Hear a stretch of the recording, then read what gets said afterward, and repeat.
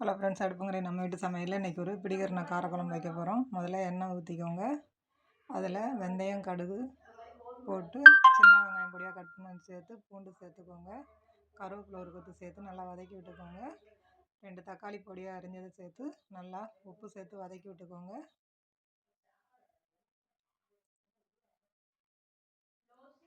இப்போ இதில் வந்துட்டு மசாலா சேர்த்துக்கலாம். மஞ்சள்தூள், பெருங்காயத்தூள், குழம்பு மிளகாத்தூள், தனியாத்தூள், தனி மிளகாத்தூள் சேர்த்து நல்லா வதக்கி விட்டுக்கலாம். இப்போ ஒரு பெரிய எலுமிச்சை சைஸ் புளியை கரைச்சி சேர்த்துக்கலாம்.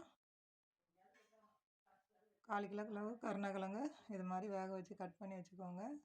தேங்காய் வந்து முத்தினதுனா இருக்கிறதுனால நான் பால் எடுத்து சேர்த்துருக்கேன், அதையும் சேர்த்துக்கலாம். இப்போ இந்த ஸ்டேஜில் உப்பு சரியாக இருக்கான்னு செக் பண்ணிக்கலாம்.